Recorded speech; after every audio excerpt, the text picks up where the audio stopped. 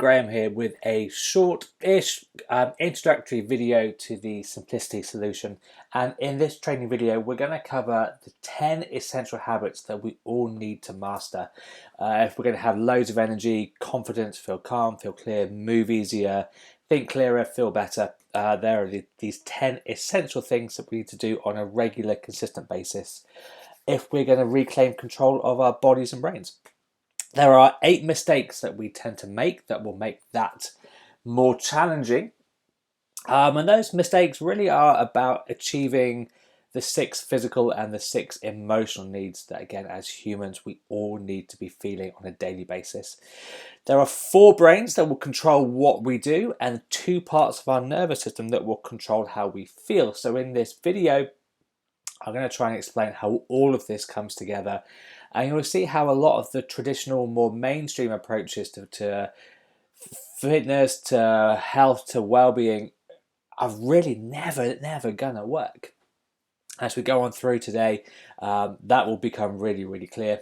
You'll then be able to understand just what you can do to make a start, to really take the handbrakes off and make more progress than ever with less stress. All right, so let's start with the nervous system. So this bit is stuff that you really need to understand. And there are essentially 2 parts to that system. There's what we call the sympathetic, and there's the opposite side called the parasympathetic. So these 2 systems work as opposites. One's either on or the other's on. There's like a switch. You can either have one or the other. You can't have a little bit of both. So the sympathetic nervous system, this is what prepares our body to interact with the environment around us in times of stress. So if there's a threat around us, our body will recognize that threat and that stress and then decide to either have a fight, run away, or to freeze. Now, when we're in the sympathetic system, our priority is to ensure our safety and our survival. As human beings, we haven't really evolved that much over the past few thousand years.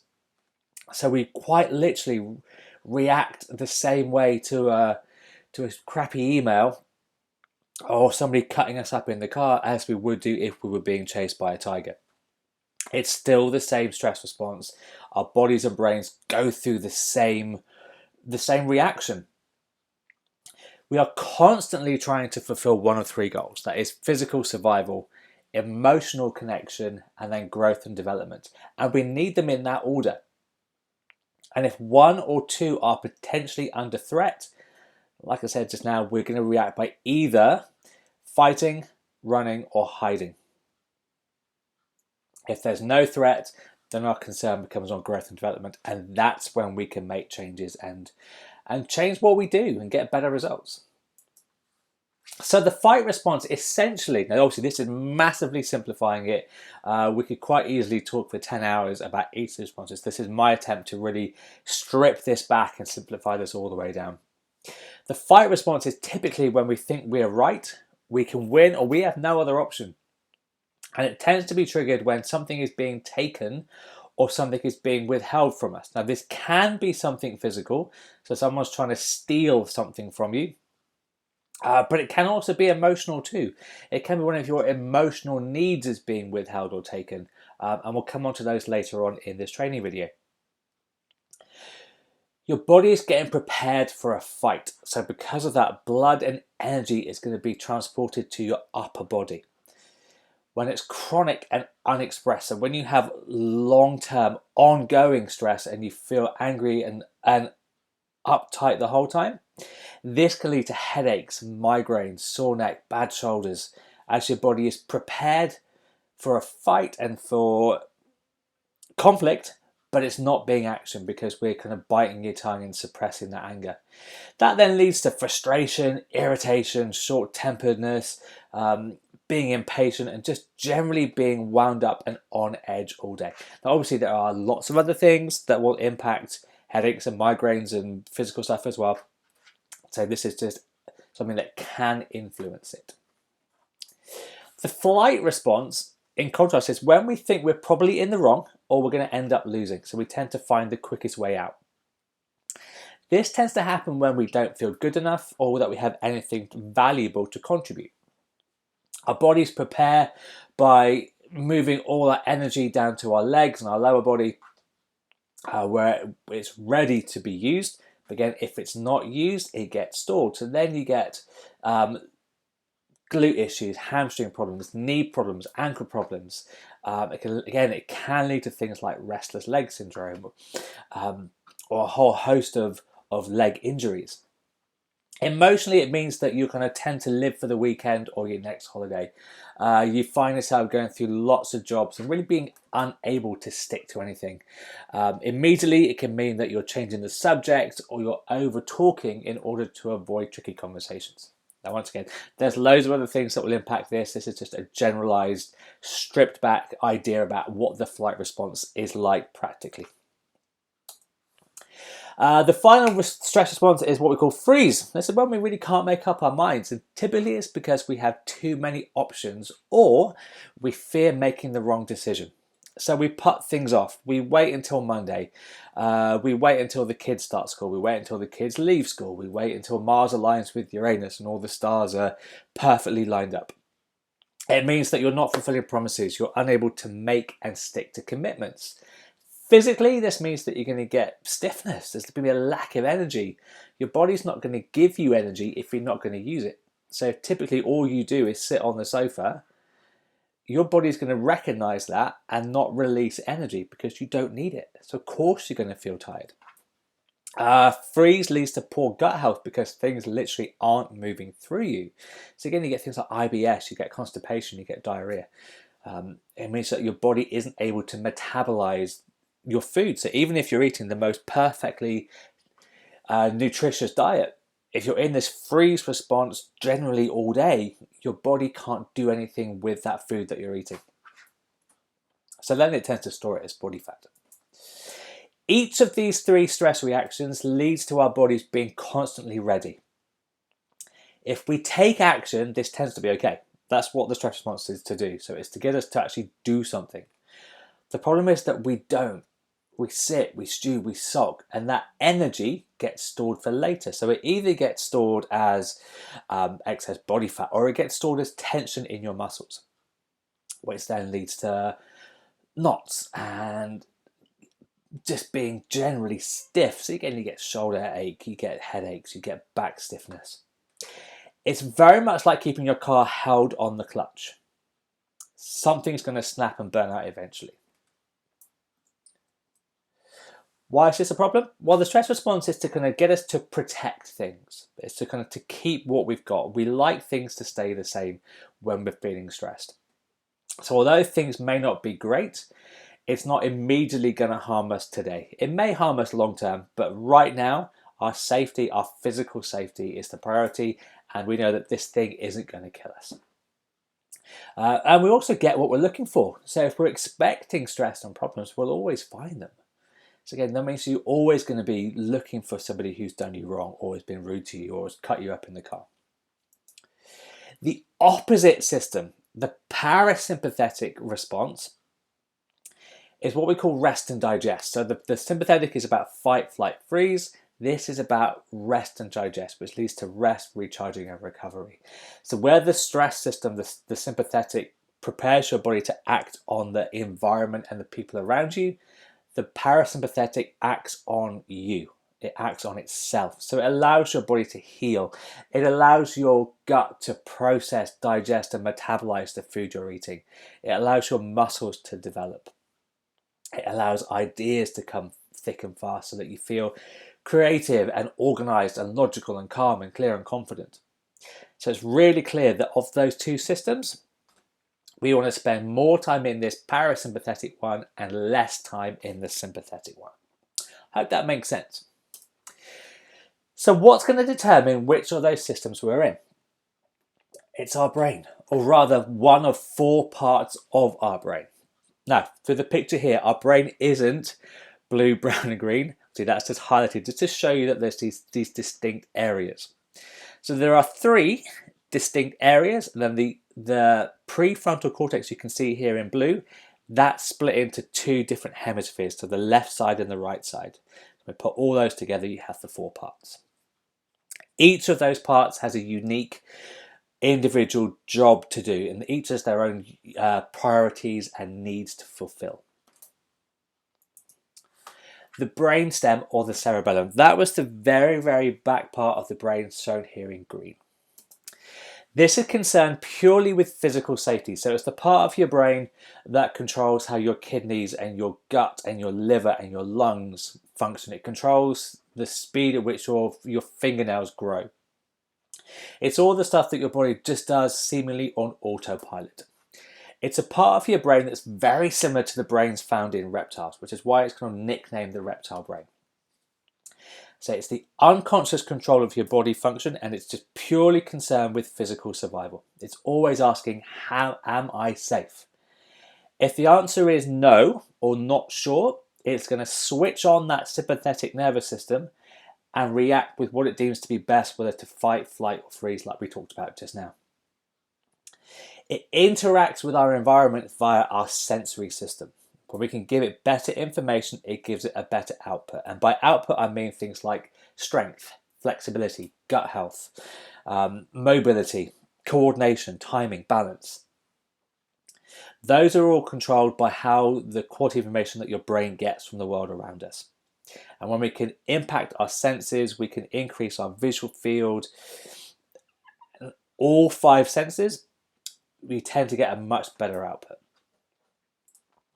There are 6 physical needs that part of your brain needs. So it needs plenty of oxygen. That's why we need to diaphragm breathe. That means breathing right down into your belly slowly and deeply. We need plenty of water. 2 liters a day is your target. 2 liters a day is your minimum. It's not a target. So we want to make sure that we're really hydrated. We're supplying our brain with good quality nutrition, so quality vitamins, minerals, proteins, fats that your brain is just going to thrive on. You need sleep. Again, your brain has to rest and recharge.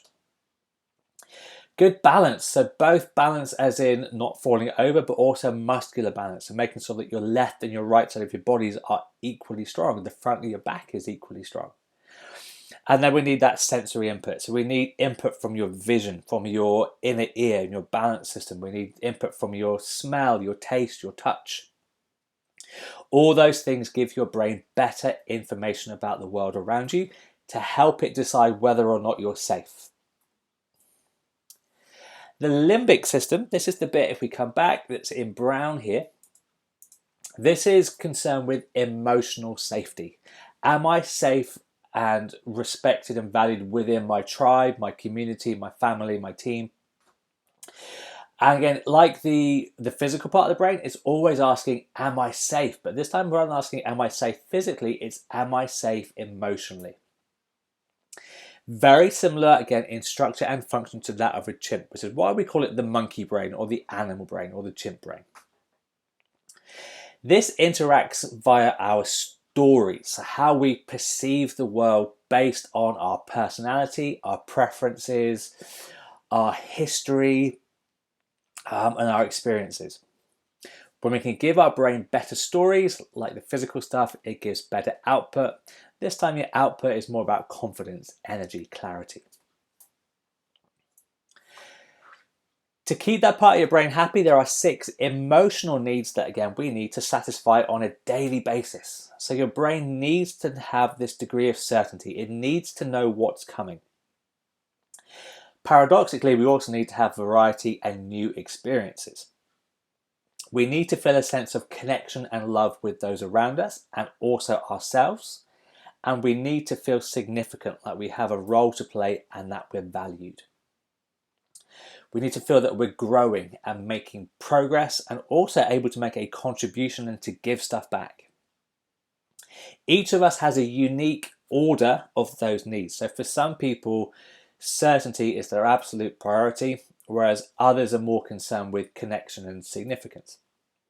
All of those 6 don't necessarily come in the order that I've written down here. They can really vary according to the person. So someone who values certainty is going to be much more routine based. They're going to want to know where they go, and they're going to need to know the exact platform and train times that they need to get on to get to the train to get somewhere. Everything will need to be in a rigid, organized, pre-planned manner. Somebody who values variety is more likely to wing it. They're more likely to just kind of get to the train station and kind of decide when they're there.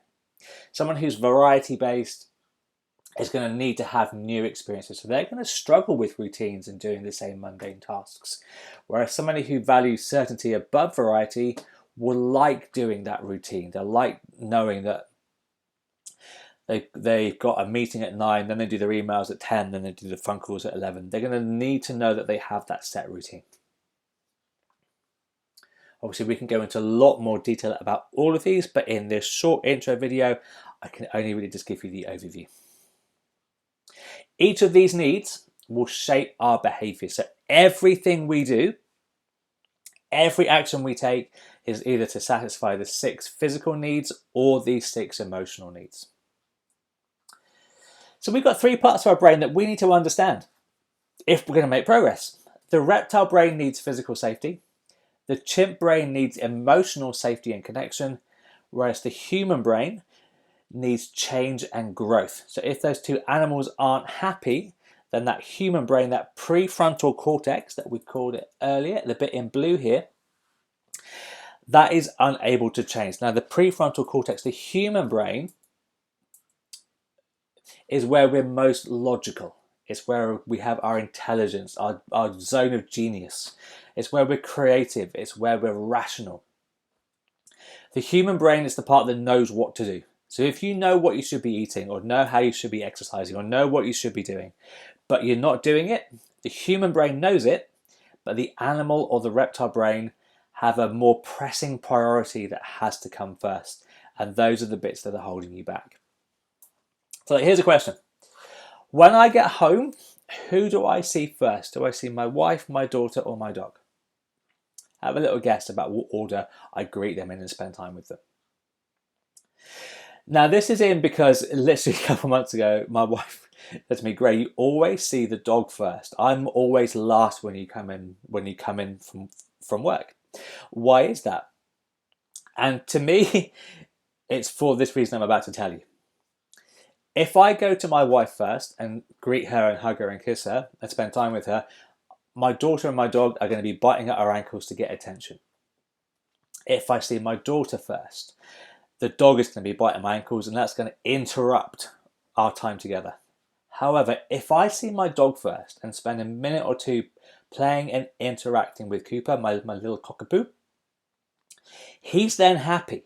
He then goes away. That means I can then spend time with Lucy, my daughter. Do exactly the same thing. We talk about her day, we interact, we play. She's then happy. That then allows me to have quality time with my wife, to talk and interact with her without being interrupted by the other 2. Not that that's a bad thing, but just so we have quality time. So it's very, very similar to the brains here. We want to get into this prefrontal cortex. The limbic system is the equivalent of my daughter. The brainstem is like my dog. We have to keep the physical needs looked after first so that they don't interrupt with our emotional stories and the things that we want to do. So if we look after those physical needs, that part's happy. That's like my dog being happy. It means that I can then focus on the emotional stuff. When those are happy, it means that we then got quality time to focus on the things that you actually want to do and the things that you want to change. Hope that makes sense. So, the human brain is smart and it activates the parasympathetic nervous system, that rest and digest part of our bodies. The animal and reptile brains run programs based on survival, keeping things the same, and they do that by activating the sympathetic nervous system. I hope you can see by this point how it's all starting to come together. You know you're in the survival animal, chimp, reptile part of your brain if, again, this is not an exhaustive list, but if it takes ages to write emails and you're struggling to find the words, if you put stuff off for later, if you don't do what you say you're going to do, if you can't think straight, if other people irritate you, if you feel constantly busy without getting stuff done, if you don't sleep well, if you have no energy, you don't feel valued or appreciated, you don't move well, you don't feel like you ever get anything done, and you can't switch off and relax, chances are you're in that stress brain. Those are all symptoms of being in that animal or reptile brain for too long. However, you know you're human when you don't react to other people. You don't feel the need to justify what you do or fit in with others. You know exactly what to write in emails, what to say in meetings, and you don't fear speaking up and saying what's on your mind. If you stop second guessing yourself, if you have energy when you wake up, if you have energy when you get home, if you can sleep easily, if you can kick back and chill without feeling guilty, if you feel calm, clear, confident, and in the zone, and you're looking after yourself and you value yourself and you really want and embrace change, chances are you're in the parasympathetic human part of your brain. That's when things can make a difference and you can really fast forward the progress in your life. So we're going to keep track of the essentials. These are the 10 habits that when we cover all of these mean we are more likely to be in the human and parasympathetic parts of our brain and our nervous system. So we need to have enjoyment and fun on a regular and daily basis. We need to be laughing, smiling, giggling, having fun. This releases a hormone called serotonin. That's our feel-good hormone. Now, if we've got plenty of that from having fun, it means that we don't need to rely on food, shopping, gambling, or any other unhealthy habit in order to produce that serotonin feeling. We're getting it more naturally. We don't need, like say, food or TV or social media to provide that same feeling. You need quality sleep. So ideally, 7.5 hours is about ideal for most people with sleep. With everything that we're going to go through on these 10 essentials, this does form part of a bigger program. So again, I'm only going to give you the basic overview. If you want to go deeper into this and really know how to sleep better, I have a program for you that I'll talk to you a little bit later on about.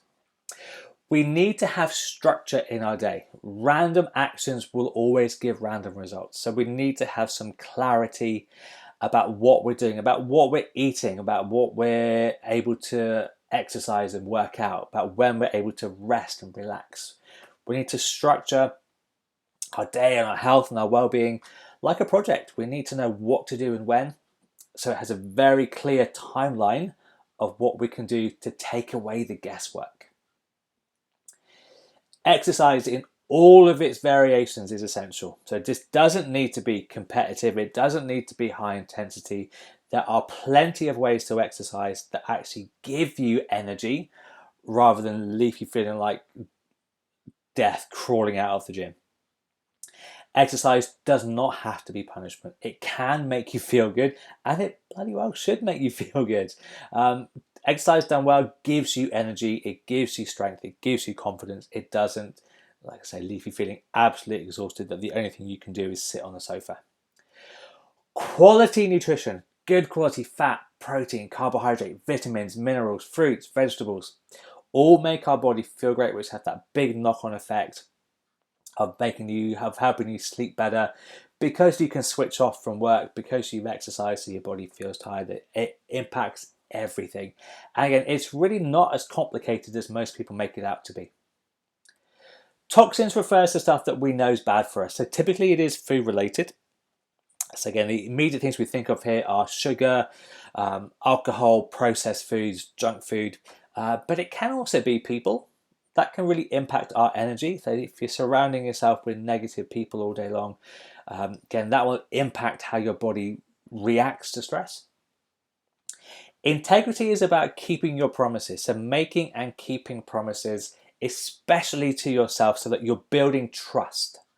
If you don't trust you and other people around you, you're going to be on edge. You're going to be expecting things to go wrong. So building trust and building integrity is a really key skill to learn if you're going to spend more time in that parasympathetic nervous system and the human part of your brain. Being active and having a really active lifestyle, different to exercise. I would always class exercise as something that you would probably need to get changed or showered afterwards, and it's very deliberate and challenging your body, whereas an active lifestyle is more about being on the go, kind of walking to work, doing the gardening, doing the housework, being on the go, but not necessarily having to get changed. Liquid and hydration. So we needed to get water in, but I needed an L to fit the essentials acronym. So I'm sticking with liquid. Hey, it works. Again, we need to have 2 litres of water a day as a minimum, as well as every other drink that we're having. So in addition to your teas and your coffees, 2 litres a day makes sure that your brain connections are really firing as quick as they can. Your brain is highly electrical, and it relies on the speed of your brain communication in order to make you think quick and be able to respond well. So making sure you're hydrated really makes sure that you're fully functioning at your best. If you are 3% dehydrated, you lose up to 25% physical and mental performance. Now, if you're thirsty, that means that you're already likely to be at least 5% dehydrated. So by the time that the back of your throat feels dry and you feel ready for a drink, you've already lost about a quarter of your ability. And then the final habit of these 10 essentials is to switch off and deliberately mentally recharge. So doing things that allow you to recharge your batteries. Now again, this could be completely unique to you. It could be a walk in the park, it could be a swim, it could be a Sudoku, it could be knitting, it could be anything that helps you just slow down. That's the key.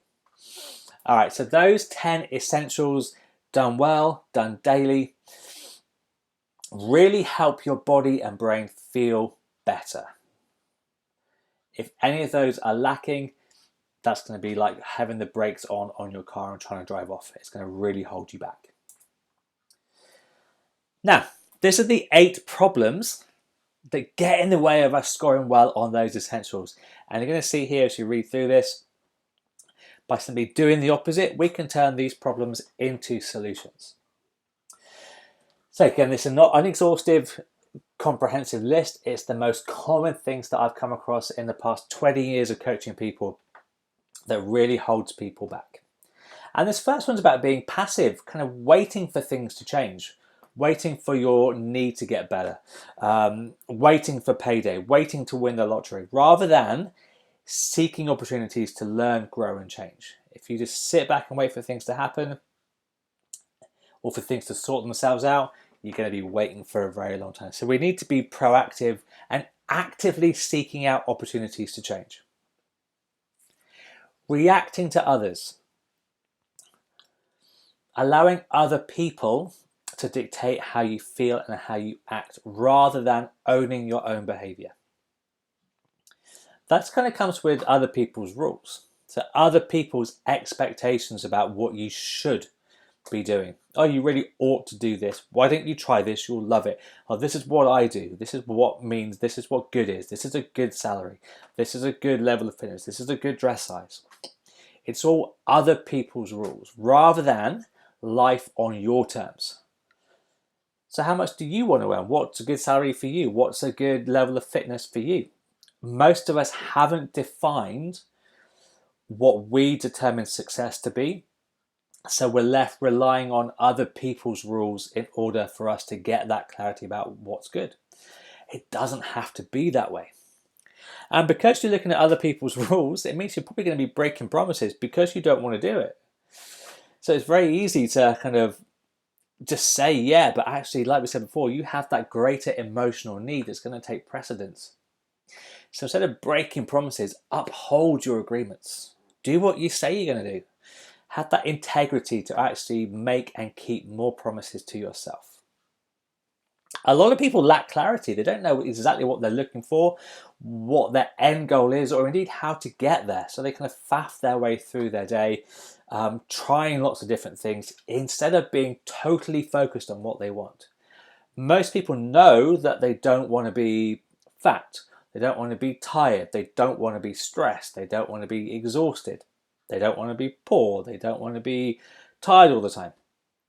But they don't know what they actually want. Now, your brain will always focus on what you deem it to be significant.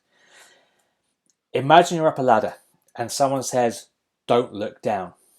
What your brain is hearing is that looking down is important, which is why it's almost impossible not to look down. Instead, if you give the instruction of look up and focus on something positive about what you want to do, again, your brain determines that looking up is important. That way you're not focused on looking down. Now, why I'm saying this is that, again, with a health and well-being thing, a lot of people will focus on not eating cake, not smoking, not getting stressed. Now, all the time, your brain is then hearing that cake, smoking, and stress is important, so it's going to try and give you more evidence of those things in your life. So we need to focus on what you actually want so you're really, really clear on it. A lot of the time, the problem is that the experience we're going through is negative.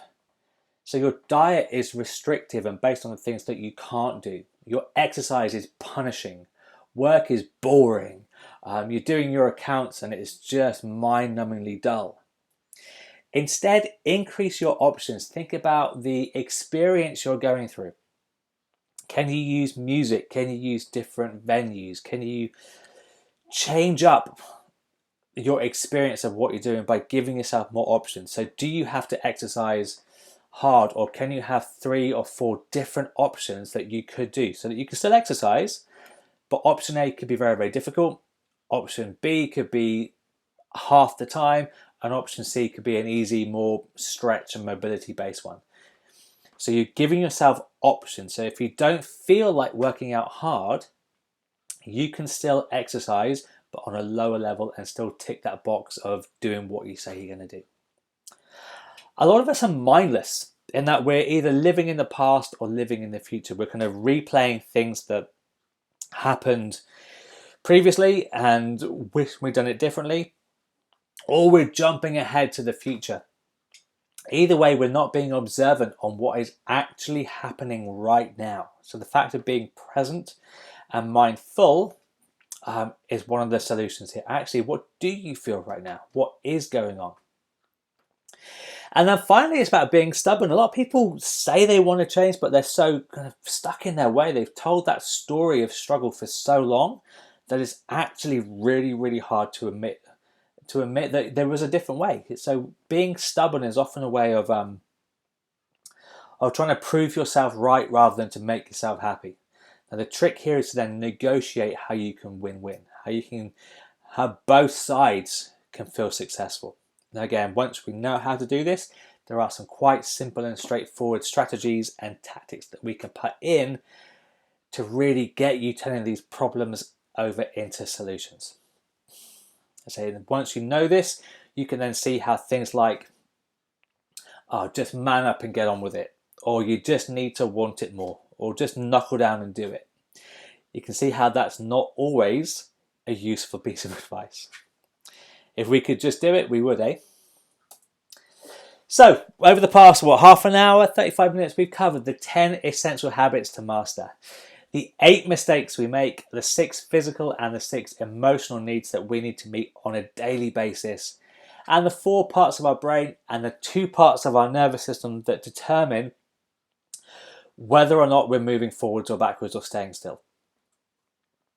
Now, you've got 3 choices now. You can completely ignore what you learned here over the past half an hour, discount and disregard it, and go ahead and do things the way you've always done them. That's fine. If you're happy where you are and you're content with everything staying the same, keep doing it.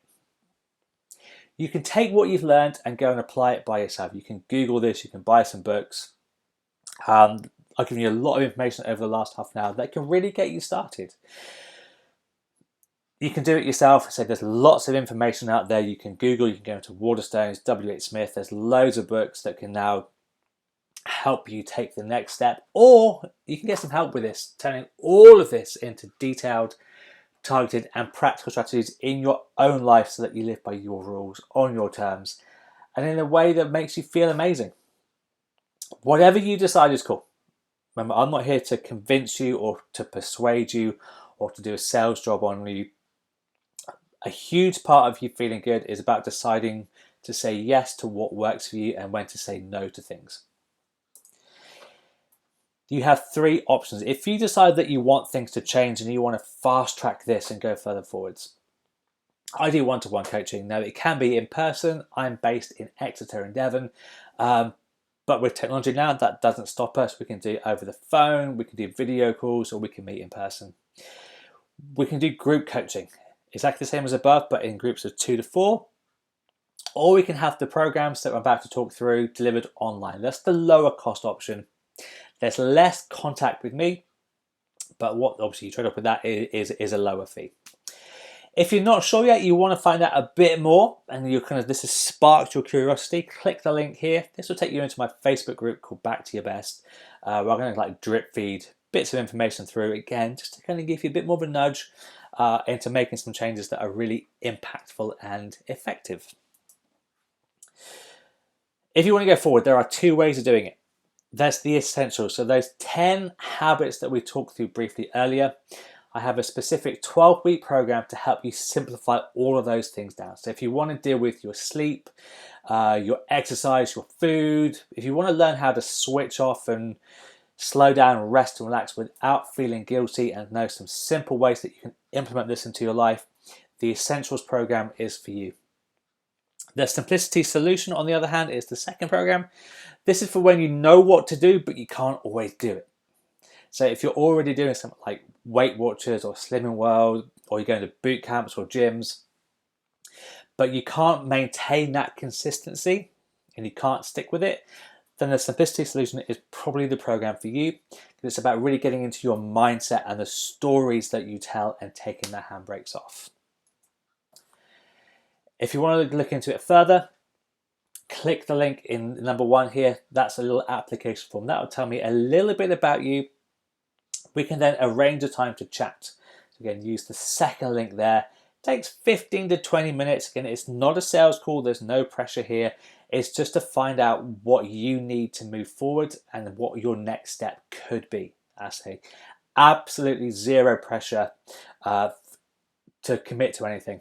In fact, I want to make sure that you're really kind of committed to it before we even start to talk about money and options going forwards. And then option 3 is to get ready for some changes, to actually get ready to feel your body changing and to get more energy, more confidence, more clarity, and to start feeling back to your best. And breathe. All right, so I hope that's been useful for you. Any questions, hey, do use those links that we've seen there, and then I'll look forward to speaking to some of you guys very, very soon.